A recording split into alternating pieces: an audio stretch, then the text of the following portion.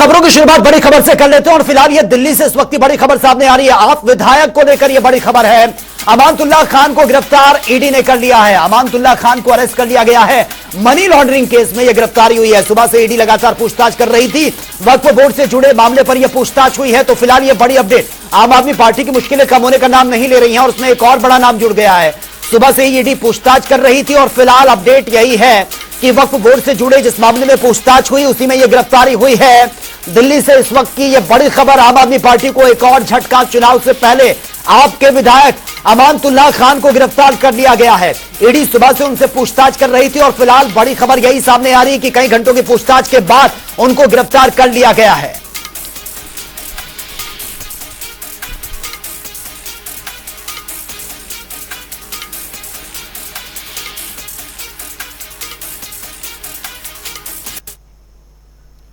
चलिए खबरों में आगे बढ़ते हैं। उधर हरदोई पहुंचे उप मुख्यमंत्री केशव प्रसाद मौर्य ने बीजेपी की जीत का दावा करते हुए समाजवादी पार्टी और कांग्रेस पर जमकर निशाना साधा है। सपा पर तंज कसते हुए डिप्टी सीएम ने कहा कि सपाइयों का नारा खाली प्लॉट हमारा, लेकिन अब जनता सब कुछ देख रही है। पहले चरण का जो मतदान 8 सीटों में यूपी की होने वाला है, वहां सपा बसपा कांग्रेस का खाता नहीं खुलेगा। जमानत जब्त होने की स्थिति है। उत्तर प्रदेश में ही नहीं, देश में माननीय मोदी जी की भाजपा की आंधी है और उस आंधी का मुकाबला नहीं कर पाते हैं जब विपक्षी, चाहे वो कांग्रेस हो, चाहे सपा हो, चाहे बसपा हो, चाहे टीएमसी हो, तो कभी प्रधानमंत्री जी के बारे में, कभी मेरे बारे में, कभी हमारे नेताओं के बारे में, यह दलों के नेता अब शब्दों की बौछार करते हैं तो जनता उसका जवाब कमल का बटन दबा करके देगी, कमल का वोट गिरा करके देगी। भाजपा के प्रत्याशियों को भारी मतों से जिताकर और सपा बसपा कांग्रेस के प्रत्याशियों की जमानत जब्त करा करके। और उधर फतेहपुर लोकसभा सीट पर बीजेपी और कांग्रेस दोनों पार्टियों के उम्मीदवारों ने आज नामांकन दाखिल किया। टीवी स्क्रीन पर हम आपको 2 तस्वीरें दिखाने जा रहे हैं, जिसमें एक और से बीजेपी से उम्मीदवार राजकुमार चाहर ने अपना नामांकन दाखिल किया। यह तस्वीरें आप देखिए, आपके टेलीविजन स्क्रीन पर यह तस्वीरें हैं।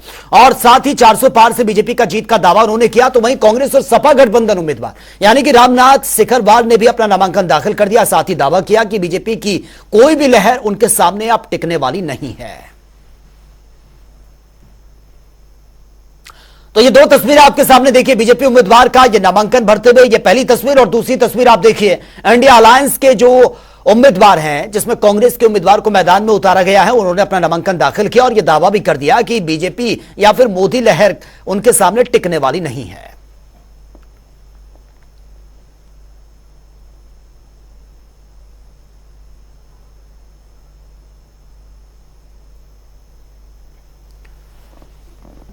और वे डिप्टी सीएम ब्रजेश पाठक आगरा पहुंचे हैं, जहां पर उन्होंने फतेहपुर सीकरी से लोकसभा के प्रत्याशी राजकुमार चाहर के समर्थन में जनसभा को संबोधित किया। इस दौरान उन्होंने जनता से वोट की अपील की, साथ ही विपक्ष पर जमकर बरसते हुए भी नजर आए। मोदी जी की गरीब कल्याण योजनाएं जन जन तक पहुंची हैं और ये इंडी गठबंधन के लोगों ने जिस ढंग से सनातन धर्म को गालियां देने का ठेका ले रखा है, ढोंगी बोलते हैं, पाखंडी बोलते हैं, समाजवादी पार्टी और इंडी गठबंधन के लोगों को हुक्का पानी बंद होने जा रहा है। समाज इनको जरूर बदला लेगा, क्योंकि लगातार ये सनातन धर्म पर हमले कर रहे हैं।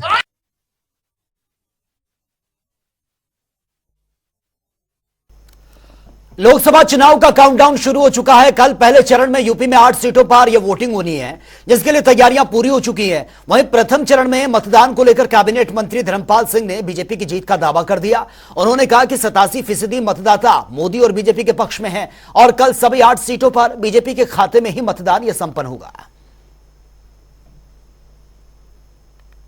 87% जनता माननीय मोदी जी को वोट देने का मन बना चुकी है और ये सभी सीटें भारतीय जनता पार्टी जीतेगी, क्योंकि देश ही ने, दुनिया में ने माननीय मोदी जी के नेतृत्व को स्वीकार किया है और हम सब भाग्यशाली हैं कि मोदी जी जैसा नेतृत्व देश की जनता को मिला है।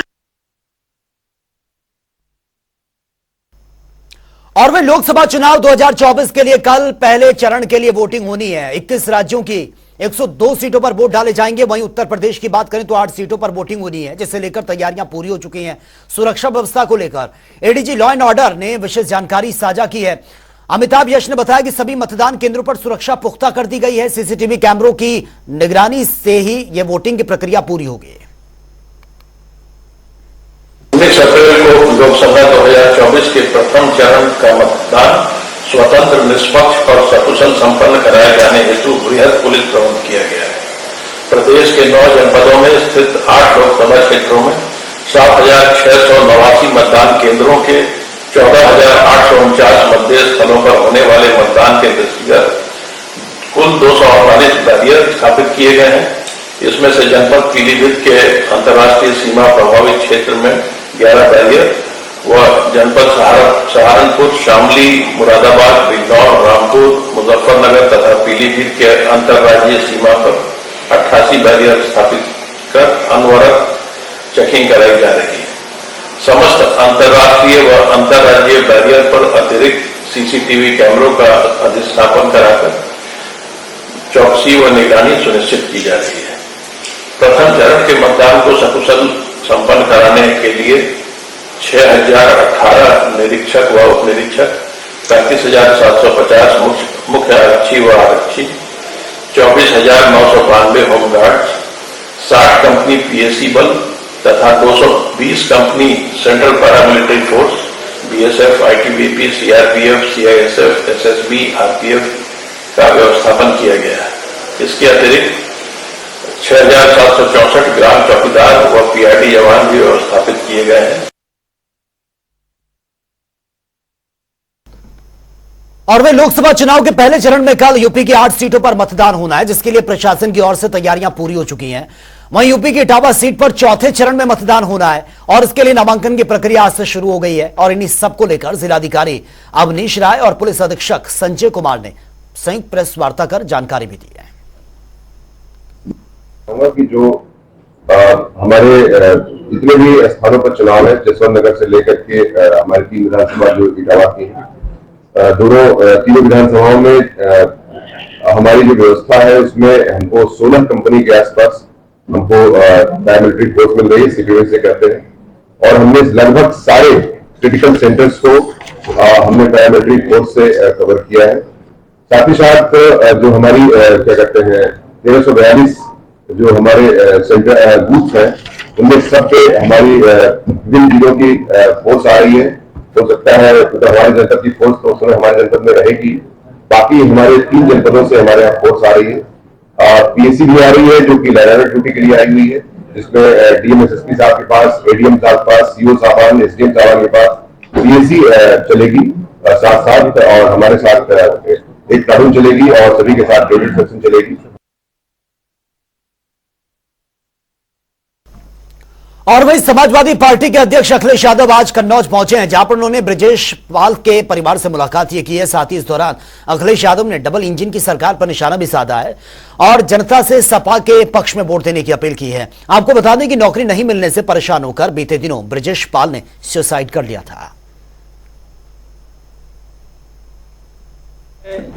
इस ब्रजेश पाल नौजवान के घर पर बैठ करके यही कहना चाहता हूं, इस परिवार ने एक नौजवान अपने बेटे को खोया है, देश के और प्रदेश के एक बेटे को खोया है। प्रदेश सरकार वो बने जो नौकरी और रोजगार दे, वो सरकार न बने जिसकी हर बात झूठी, हर वादा उसका झूठा। पहले चरण कितना? मैं पहले चरण में समाजवादी पार्टी और गठबंधन के जितने प्रत्याशी हैं उनके पक्ष में समर्थन मांगने का आह्वान करता हूं, उनसे अपील करता हूं जनता से कि पहले चरण में इंडिया गठबंधन की मदद करें, सहयोग करें और उन्हें आगे बढ़ा दें, जिताएं। और वहीं फतेहपुर जिले में रेलवे स्टेशन का एसपी जीआरपी अष्टभुजा प्रसाद सिंह ने वार्षिक निरीक्षण किया और वहां की व्यवस्थाओं का जायजा लिया है। इस दौरान रेलवे स्टेशन और रेलवे परिसर में महिला हेल्प डेस्क और रजिस्टर्स की जांच पड़ताल करते हुए नजर आए। यात्रियों से भी बातचीत की है, सुरक्षा व्यवस्था का जायजा लिया और दिशा निर्देश भी दिए हैं। विधायक कार्यक्रम पर फतेहपुर जंक्शन आया। आज यहाँ का वार्षिक निरीक्षण प्रस्तावित था, मेरे द्वारा निरीक्षण किया जा रहा है। अभिलेखों को देखा गया। यहाँ पर घटित अपराधों की समीक्षा की गई। समीक्षा से पाया गया कि अपराध नियंत्रित है। थानाध्यक्ष और उनकी टीम के द्वारा परिश्रम से काम किया जा रहा है। महिला हेल्प डेस्क को देखा, वहाँ पर जो भी फरियादी आ रहे हैं उनकी सूचनाएं अंकित है और जांच की जा रही है। मेरे द्वारा थाना प्रभारी को निर्देशित किया गया कि जो भी महत्वपूर्ण ट्रेन्स हैं उसमें एस्कॉर्ट की व्यवस्था सुनिश्चित करें। साथ ही साथ जो भी रेल यात्री हैं जो आ रहे हैं जा रहे हैं उनकी भी सुरक्षा सुनिश्चित की जाए। और अब बात होगी तमाम खबरों के ताबड़तोड़ अंदाज में।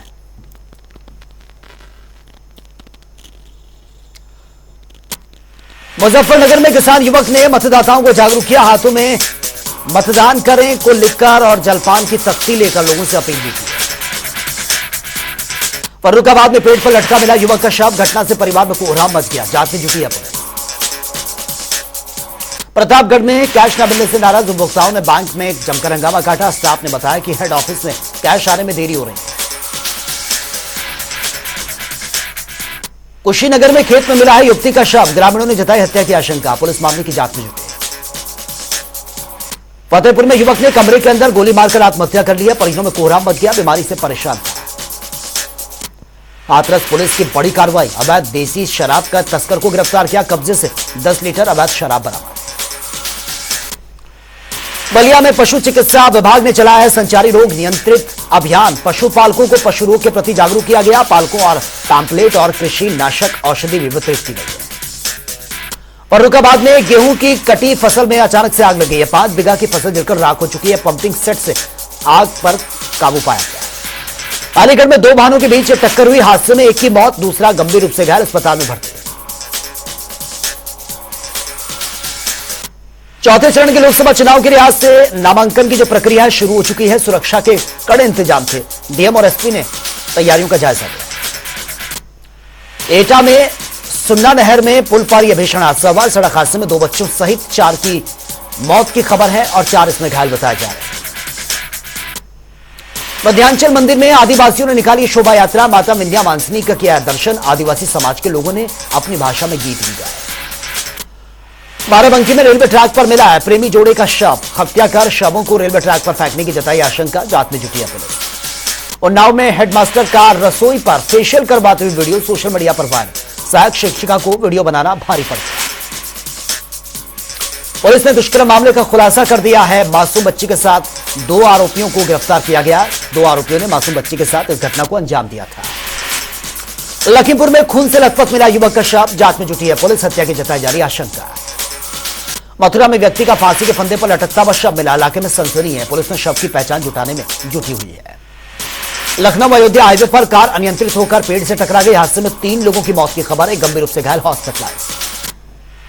सीतापुर में अज्ञात वाहन ने मां बेटी को टक्कर मार दी। हादसे में दोनों की दर्दनाक मौत। देवरिया के गौरा गांव के खेत में भीषण आग लगी। दर्जनों फसल जलकर राख। हादसे में 1 की मौत की खबर, 1 गंभीर रूप से घायल। बिजनौर में पटाखा फैक्ट्री में आग लगने से हड़कंप मच गया। हादसे में 3 कारीगर झुलस गए हैं। बारूद की चिंगारी से हादसा हुआ। अलीगढ़ में 3 वाहनों की भिड़ंत से 2 ट्रकों में भीषण आग लगी। हादसे में 4 भैंस सहित चालक की जलकर मौत। दूसरे को बड़ी मुश्किल से निकाला गया। अलीगढ़ में पशुओं से लदे ट्रक और टैंकर के बीच यह टक्कर हुई है। हादसे में चालक समेत कई पशुओं की जलकर मौत हो चुकी है। उन्नाव में कोर्ट परिसर के बिजली स्टोर रूम में भीषण आग लगी। लोगों में हड़कंप मच गया। सुरक्षा कर्मियों ने आग को कंट्रोल कर लिया। फतेहपुर में गेहूं की कटाई करते समय हेडक्वार्टर में आग लग गई है। हेडवेस्टर में आग लगी। चालक ने कूदकर जान बचाई। किसान की 22 बीघा की फसल भी जलकर राख हो गई।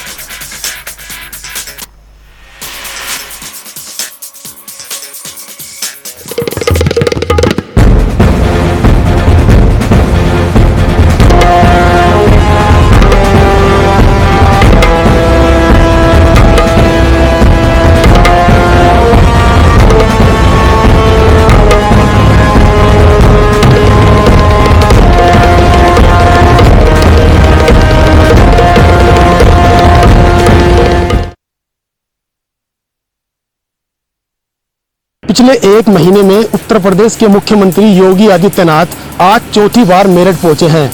मेरठ की किठौड़ विधानसभा में जनसभा को संबोधित करते हुए सीएम योगी आदित्यनाथ ने बीजेपी उम्मीदवार अरुण गोविल के समर्थन में वोटें मांगी।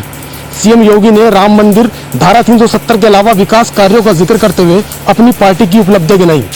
सीएम योगी ने सभा में आए लोगों से अपील करते हुए कहा कि वो घर घर जाकर लोगों से वोट डालने का निवेदन करें। मेरठ से सरफराज अहमद, जनता टीवी।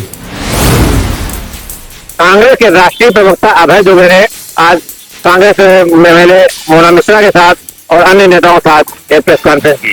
इस प्रेस कॉन्फ्रेंस में सीधे कहा गया कि भाजपा ने जो है किसानों को कोई जो है सुविधा नहीं दी और हजारों किसान जो है अपनी जान गंवा चुके हैं। उन्होंने कहा कि बेरोजगारों के लिए सब जब ठगी का काम हुआ है, बेरोजगारों के लिए जो वादा किया गया था 30 लाख नौकरी दी जाएगी वो नहीं दी गई और 30 लाख सरकारी नौकरियां अभी तक खाली है। इसके अलावा उन्होंने महिलाओं के लिए कहा कि महिला उत्पीड़न में जो है यूपी सबसे आगे है और जो है लगातार जो है महिलाओं को उत्पीड़न हो रहा है। इसके अलावा कांग्रेस भाजपा हमला करते हुए कहा कि भाजपा ने अपने घोषणा पत्र में कहीं जो है महिला हितों की और जो है किसान के हितों की ऐसी चर्चा नहीं की है कि जिससे उन्हें पक्का भरोसा हो कि ये सरकार आएगी तो उनका कुछ फायदा होगा। अब कांग्रेस साथ ही सीधा कह रही है कि इसके अगर सरकार आई तो 30 लाख नौकरी देगी, हर बुजुर्ग महिला को जो है 1 लाख रुपए सालाना पेंशन मिलेगी और इसके अलावा जो है बेरोजगारों को जो है 1 लाख की जो है भत्ता दिया जाएगा, जो इनका भत्ता जो है और साथ में नौकरी जो है स्थायी दी जाएगी।